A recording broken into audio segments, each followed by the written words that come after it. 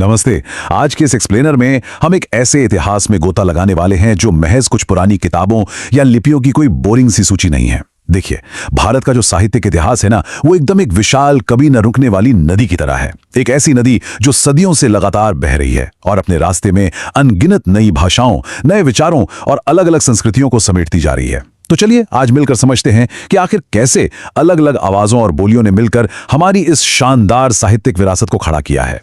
अब हजारों साल के इस इतिहास को समझना है तो हमें एक लंबा सफर तय करना होगा। हमारी ये यात्रा शुरू होगी बिल्कुल प्राचीन वैदिक काल से। उसके बाद हम पहुंचेंगे गुप्त काल के उस शानदार स्वर्ण युग में। फिर वहां से दिल्ली सल्तनत के दौर से होते हुए मुगल काल और हमारी आधुनिक क्षेत्रीय भाषाओं के जन्म तक चलेंगे। सच मानिए, ये दायरा बहुत बड़ा है और हर एक युग ने इस बहती हुई नदी में अपना एक बहुत ही खास योगदान दिया है। चीजों को थोड़ा आसान बनाने के लिए हमने आज के इस विषय को 6 हिस्सों में बांटा है। पहले प्राचीन साहित्य, फिर महाकाव्य और बौद्ध ग्रंथ, उसके बाद संस्कृत का स्वर्ण युग, दक्षिण भारतीय साहित्य, मध्यकालीन और फारसी साहित्य और आखिर में क्षेत्रीय भाषाएं और उर्दू। तो चलिए बिना किसी देरी के सीधे अपने पहले हिस्से की ओर बढ़ते हैं। भाग 1, प्राचीन साहित्य यानी ज्ञान की नींव। अब देखिए, हड़प्पा सभ्यता की जो पुरानी लिपि है उसे तो हम आज तक पूरी तरह पढ़ नहीं पाए हैं, लेकिन उसके ठीक बाद एक ऐसी भाषा का जन्म हुआ जिसने सच में पूरी दुनिया पर अपनी छाप छोड़ दी। जी हाँ, हम बात कर रहे हैं संस्कृत की। ये भाषा बहुत ही जल्दी हमारे ऋषियों, मुनियों और बड़े बड़े विद्वानों की पसंदीदा भाषा बन गई। और जब हम संस्कृत की बात करते हैं तो 4वीं शताब्दी में लिखी गई महर्षि पाणिनि की अष्टाध्यायी को भूलना बिल्कुल मुमकिन नहीं है। ये कोई आम व्याकरण की किताब नहीं है। अष्टाध्यायी ने असल में संस्कृत भाषा को एक पक्का आकार दिया, इसके नियम तय किए। इसी एक किताब की बदौलत संस्कृत उस समय विज्ञान, धर्म और दर्शन के लिए दुनिया की सबसे बेहतरीन और साइंटिफिक भाषा बन पाई। इसके बिना आज वाली संस्कृत की कल्पना भी नहीं की जा सकती। अब प्राचीन काल की बात हो और वेदों का जिक्र ना हो, ऐसा तो हो ही नहीं सकता। वेद शब्द का मतलब ही है ज्ञान। हमारे पास मुख्य रूप से 4 वेद हैं। सबसे पहला और सबसे पुराना है ऋग्वेद। इसमें 1028 सूक्त हैं और पता है, इसमें भोर की देवी यानी देवी उषा के लिए बहुत ही खूबसूरत श्लोक लिखे गए हैं। दूसरा है सामवेद। तीसरा है यजुर्वेद, जिसमें यज्ञों के मंत्र और कर्मकांड लिखे हैं। और चौथा है अथर्ववेद, जो अलग अलग अनुष्ठानों और संस्कारों के बारे में बताता है। ये चारों मिलकर हमारे प्राचीन ज्ञान का एक बहुत बड़ा खजाना बनाते हैं। और इन्हीं वेदों में से सामवेद की एक बहुत ही खास बात है। इसे अक्सर संगीत की गंगोत्री भी कहा जाता है। क्यों? क्योंकि इसे असल में ऋग्वेद के मंत्रों को एक सुर और लय में गाने के लिए ही बनाया गया था। मतलब उस जमाने में भी ज्ञान को सिर्फ रटा नहीं जाता था, उसे संगीत के साथ जिया जाता था। भारतीय शास्त्रीय संगीत की जड़ें आपको सीधे इसी ग्रंथ में मिलेंगी। चलिए अब दूसरे भाग पर आते हैं, महाकाव्य और बौद्ध ग्रंथ। शुरुआती वैदिक कर्मकांडों के बाद साहित्य ने एक जबरदस्त मोड़ लिया। ये वो समय था जब बड़ी बड़ी कहानियों और नए दार्शनिक विचारों का उदय हो रहा था। अब साहित्य सिर्फ यज्ञ या नियमों तक सीमित नहीं था। इसमें इंसानी भावनाएं, युद्ध, नैतिकता, ये सब शामिल होने लगे थे। यहीं पे भारत के 2 सबसे महान महाकाव्यों की एंट्री होती है। एक तरफ रामायण है, जो अयोध्या के राजा रामचंद्र की कहानी है। भले ही ये साइज में थोड़ा छोटा है, लेकिन इसके अंदर जो साहस और आदर्श की कहानियां हैं वो कमाल की हैं। और दूसरी तरफ है महाभारत, दुनिया का सबसे बड़ा महाकाव्य। जरा सोचिए, इसमें 1 लाख श्लोक हैं। ये सिर्फ कौरवों और पांडवों की लड़ाई नहीं है, बल्कि इसी के अंदर हमें भगवत गीता का वो गहरा ज्ञान मिलता है जो आज भी हमें कर्म और मोक्ष का रास्ता दिखाता है। और ठीक इसी दौर में एक और बहुत दिलचस्प चीज हो रही थी। जहां एक तरफ संस्कृत फल फूल रही थी, वहीं दूसरी तरफ पाली भाषा का भी उदय हुआ। ये आम लोगों की भाषा थी। शुरुआती बौद्ध साहित्य का सबसे महान ग्रंथ त्रिपिटक इसी पाली भाषा में लिखा गया। ये 3 हिस्सों में बटा है, सुत्त पिटक, विनय पिटक और अभिधम्म पिटक। इससे हमें समझ आता है कि दर्शन और धर्म को आम जनता तक पहुंचाने के लिए पाली जैसी आसान भाषा का कितना बेहतरीन इस्तेमाल किया गया। आगे बढ़ते हैं तीसरे भाग की तरफ, संस्कृत का स्वर्ण युग यानी गुप्त काल। इतिहास के इस पन्ने को सारे विद्वान संस्कृत कविता और नाटक के लिए एकदम गोल्डन एरा मानते हैं। इस समय तक आते आते साहित्य सिर्फ धर्म तक सीमित नहीं रहा। रोमांस, कला, सुंदरता और राजनीति ने भी संस्कृत साहित्य में अपनी एक पक्की जगह बना ली थी। इस दौर के स्टार राइटर्स की बात करें तो कालिदास का नाम तो पूरी दुनिया में गूंजता है। मेघदूत और अभिज्ञान शाकुंतलम जैसी उनकी रचनाएं आज भी मास्टरपीस मानी जाती हैं। भाणभट्ट ने कादंबरी और राजा हर्ष की जीवनी हर्षचरित लिखी। इनके साथ ही भवभूति का उत्तर रामचरित और शूद्रक का मृच्छकटिकम भी इसी समय आया। सच कहूं तो कालिदास के लिखने के अंदाज ने इस पूरे युग को हमेशा के लिए अमर कर दिया। भाग 4, दक्षिण भारतीय साहित्य। अभी तक हमने उत्तर भारत की बात की, लेकिन अब जरा दक्षिण की तरफ चलते हैं। दक्षिण भारत में एक बिल्कुल ही अलग और बहुत ही प्राचीन भाषाई परिवार अपनी एक अलग ही दुनिया रच रहा था, और मानकर चलिए इनकी जड़ें बहुत गहरी हैं। यहाँ मुख्य रूप से 4 द्रविड़ भाषाएं हैं: तमिल, तेलुगु, कन्नड़ और मलयालम। इनमें तमिल सबसे पुरानी है, इतनी पुरानी कि इसकी शुरुआत ईसाइयत के आने से भी पहले की मानी जाती है। ऐसा कहा जाता है कि उस जमाने में 3 बड़े संगम हुए थे। संगम यानी कवियों और विद्वानों की बहुत बड़ी बड़ी सभाएं, जहां हजारों कविताएं रची गईं। तिरुवल्लुवर द्वारा लिखी गई कुरल इसी बेजोड़ तमिल साहित्य की एक बहुत ही शानदार और मशहूर कृति है। अब आते हैं 5वें भाग पर, मध्यकालीन और फारसी साहित्य, एक नया समन्वय। जैसे ही हम मध्यकाल में एंट्री लेते हैं, हमारी इस साहित्यिक नदी में एक बहुत बड़ा बदलाव आता है। दिल्ली सल्तनत की स्थापना के साथ ही दरबारों में एक नई भाषा आ जाती है, फारसी। ये सिर्फ एक भाषा की एंट्री नहीं थी, ये 2 बिल्कुल अलग संस्कृतियों का मिलन था, जिसने साहित्य को एक नया ही रंग दे दिया। और इस मिलन के सबसे बड़े पोस्टर बॉय थे महान अमीर खुसरो। उनका तो साफ मानना था कि भारत पृथ्वी का स्वर्ग है। खुसरो एक कमाल के कवि, सूफी संत और संगीतकार थे, जिन्हें हिंदुस्तानी होने पर बहुत नाज था। मजेदार बात यह है कि उन्होंने जानबूझकर ऐसी कविताएं लिखी जिनमें हिंदी या हिंदवी और फारसी दोनों का एकदम परफेक्ट मिक्स था। उन्होंने सच में 2 अलग भाषाओं के बीच एक खूबसूरत पुल बनाने का काम किया। लेकिन फारसी सिर्फ प्यार मोहब्बत की कविताओं तक ही सीमित नहीं थी। ज़ियाउद्दीन बदनी जैसे बड़े इतिहासकारों ने उस समय का सटीक इतिहास और राजनीति दर्ज करने के लिए भी फारसी का ही इस्तेमाल किया। उनकी किताब तारीख़ फिरोज शाही से हमें खिलजी और तुगलक राजाओं के बारे में पता चलता है। मतलब फारसी उस समय के कामकाज और ज्ञान की सबसे ज़रूरी भाषा बन गई थी। और आखिर में हम पहुंचते हैं अपने 6ठे भाग पर, क्षेत्रीय भाषाएं और उर्दू का जन्म। सोचिए, जब कोई बड़ी नदी समंदर में मिलने वाली होती है तो वो कई छोटी छोटी धाराओं में बंटकर एक डेल्टा बनाती है ना। बिल्कुल वैसे ही दरबार की भाषाओं और आम लोगों की बोलियों के मिलने से यहाँ एक जबरदस्त क्रिएटिव धमाका हुआ। इस पूरे सफर को हम 3 आसान स्टेप्स में समझ सकते हैं। सबसे पहले खड़ी बोली और ब्रजभाषा जैसी स्थानीय बोलियों में वीरता और भक्ति की कविताएं लिखी जाने लगी। दूसरे स्टेप में आए हमारे भक्ति आंदोलन के संत जैसे कबीर और तुलसीदास जी। इन्होंने अवधी और सधुक्कड़ी जैसी आम बोलचाल की भाषाओं को इतना मशहूर कर दिया कि ज्ञान सिर्फ संस्कृत के जानकारों तक ही सीमित नहीं रहा, वो घर घर पहुंच गया।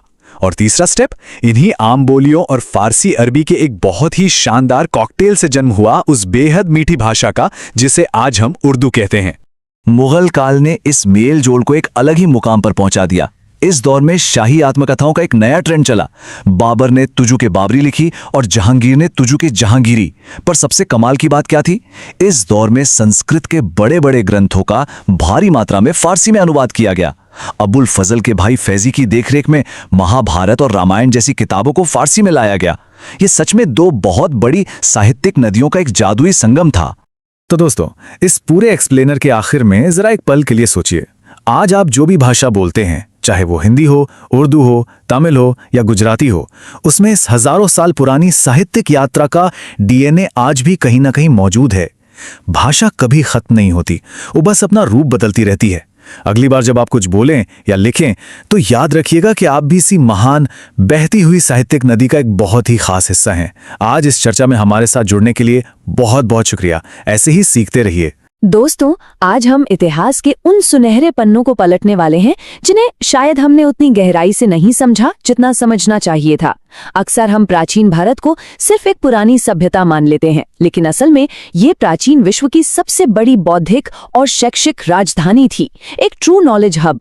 तो चलिए बिना किसी देरी के इस रोचक विश्लेषण में डुबकी लगाते हैं और एक ऐसी शानदार ऐतिहासिक यात्रा पर निकलते हैं जो आपको सच में हैरान कर देगी। लेकिन इस सफर पर आगे बढ़ने से पहले एक बहुत ही बेसिक पर जरूरी सवाल उठता है। आखिर ऐसा क्या था जिसने दुनिया भर के विद्वानों को, चाइना से लेकर मध्य एशिया तक के यात्रियों को हजारों मील का खतरनाक और लंबा सफर तय करने पर मजबूर कर दिया? वो क्या आकर्षण था, क्या जादू था जो उन्हें खींचकर प्राचीन भारत ले आया? आज हम उसी ज्ञान की चुंबकीय शक्ति को समझेंगे और उन महान एजुकेशनल सिस्टम्स की खोज करेंगे जिन्होंने पूरी दुनिया के नॉलेज सीकर्स को अपना दीवाना बना दिया था। तो इस विश्लेषण में हमारी यात्रा का नक्शा कुछ इस तरह होने वाला है। सबसे पहले हम चलेंगे नालंदा, उसके बाद हम देखेंगे तक्षशिला, फिर चलेंगे वाराणसी और आखिर में वल्लभी। हम इतिहास में थोड़ा पीछे जाएंगे और ज्ञान के इन 4 विशाल स्तंभों को बिल्कुल करीब से महसूस करेंगे। तो चलिए शुरू करते हैं अपने पहले पड़ाव से, नालंदा, यानी ज्ञान का एक अनंत महासागर। ये जो आलीशान खंडर आप देख रहे हैं ना, इनका वास्तुशिल्प आज के दौर में भी किसी को हैरान करने के लिए काफी है।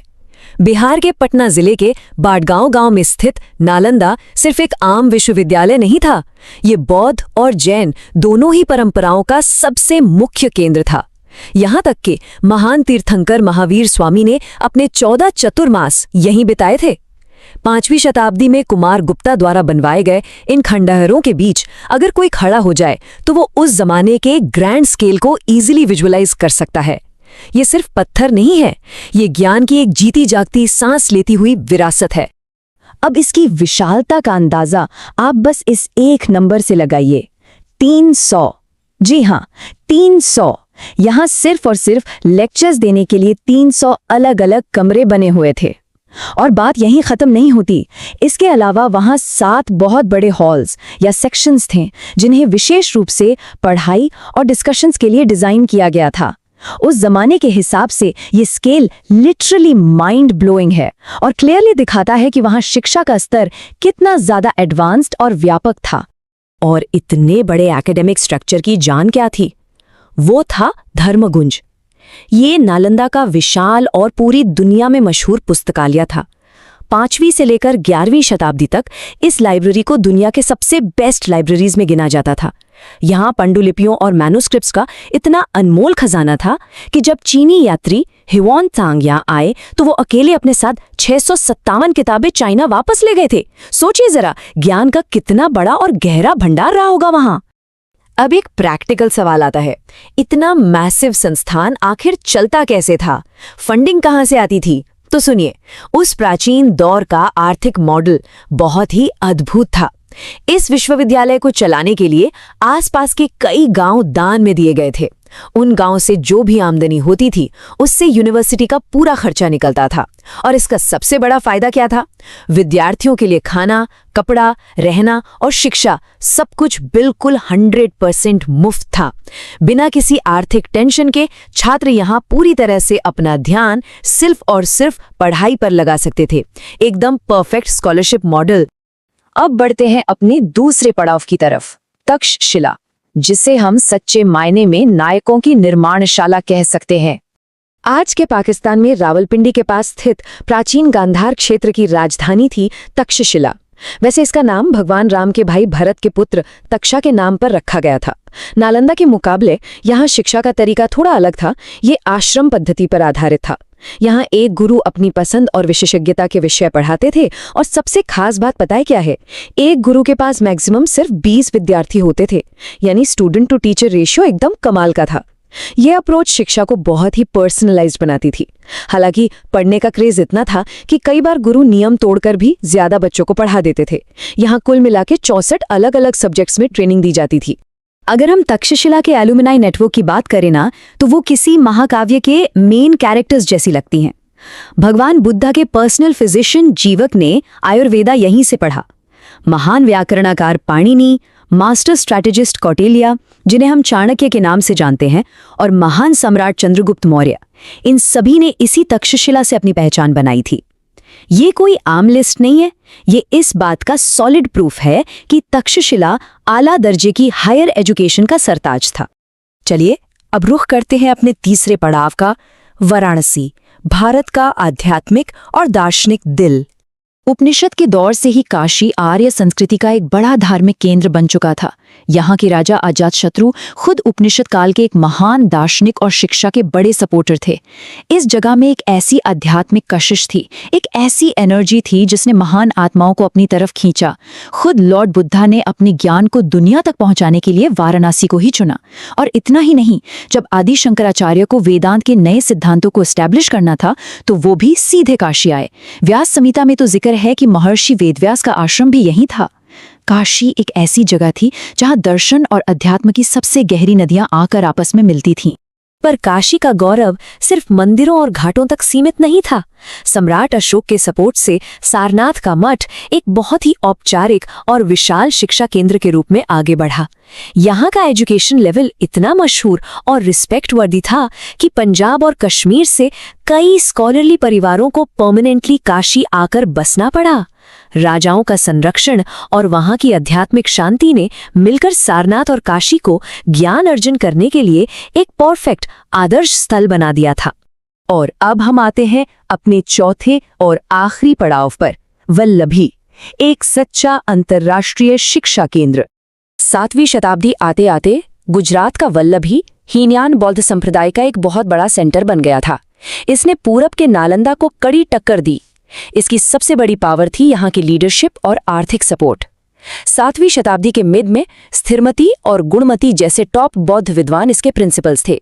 दूर दूर से गंगा और यमुना के प्लेन एरिया से स्टूडेंट्स यहाँ पढ़ने आते थे। पर सबसे हैरान करने वाली और अच्छी बात ये थी कि इसको सपोर्ट करते थे मैत्रक वंश के शासक। ये शासक खुद बौद्ध नहीं थे, फिर भी उन्होंने इस बौद्ध संस्थान को दिल खोलकर फाइनेंशियल मदद दी। ये उनकी धर्मनिरपेक्ष और शिक्षा से सच्चा प्यार करने वाली सोच को दिखाता है। वल्लभी में विद्वानों को जिस लेवल का सम्मान मिलता था वो आज भी इंस्पायर करता है। वहां पढ़ने वाले जो टॉप स्कॉलर्स होते थे उनके नाम लिटरली विश्वविद्यालय के मुख्य द्वार यानी मेन गेट्स पर गर्व के साथ इनग्रेव किए जाते थे। अपने ज्ञान का लोहा मनवाकर इन छात्रों को सीधे राज्यसभा यानी राजा के दरबार में उच्च अधिकार और पोजीशंस मिलती थी। ज्ञान की ऐसी कदर और ऐसी कीमत इतिहास के पन्नों में बहुत ही कम देखने को मिलती है। खैर, जैसा कि हम जानते हैं, हर महान गोल्डन एरा का एक एंड होता है। 480 एडी में एक अंतर्राष्ट्रीय बंदरगाह और राजधानी के रूप में शुरू होकर 7वीं शताब्दी तक वल्लभी ज्ञान का एक वैश्विक हब बन चुका था। यहाँ कला से लेकर विज्ञान तक सब कुछ सिखाया जाता था।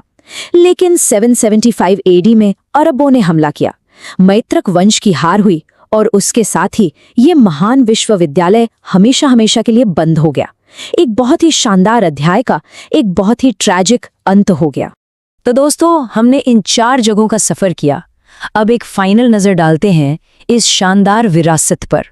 नालंदा हो या तक्षशिला, वाराणसी हो या वल्लभी, ये सिर्फ स्कूल या कॉलेज नहीं थे, ये सच्चे मायने में इंटरनेशनल यूनिवर्सिटीज थे। यहाँ पूरी दुनिया की कलाओं, विज्ञान और अध्यात्म का सबसे प्योर फॉर्म में संगम होता था। राजाओं और आम लोगों की चैरिटी से चलने वाली ये संस्थान हमें दिखाते हैं कि पढ़ाई और ज्ञान के प्रति एंशिएंट इंडिया का डेडिकेशन क्या था। और पता है, ये विरासत आज भी जिंदा है। आज जो हमारी पाठ्य पुस्तकें हैं, जो स्कूल सिस्टम हम फॉलो करते हैं, वो इस बात का प्रमाण है कि सदियों पहले जो ज्ञान की फ्लेम जलाई गई थी वो आज भी हमारी आने वाली पीढ़ियों को रोशनी दे रही है। अब इस विश्लेषण के अंत में मैं आपके सामने एक बहुत ही गहरा सवाल रखना चाहता हूं। ज्ञान, दान और ओपन माइंडेडनेस से भरा प्राचीन भारत का ये ब्लूप्रिंट आज के मॉडर्न दौर को, हमारे फ्यूचर को कैसे इंस्पायर कर सकता है? जब हम आने वाले वक्त के लिए एजुकेशन सिस्टम डिजाइन करते हैं तो इस प्राचीन रूपरेखा से हम ऐसी क्या चीजें सीख सकते हैं जो आज मिसिंग है? इस अतीत को देखने का ये जो नया नजरिया आज हमने देखा है, ये ज्ञान की एक ऐसी यात्रा है जो हमेशा चलती रहेगी। तो बस इसी सवाल के साथ मैं आपको छोड़ता हूं, इस पर जरूर विचार कीजिएगा।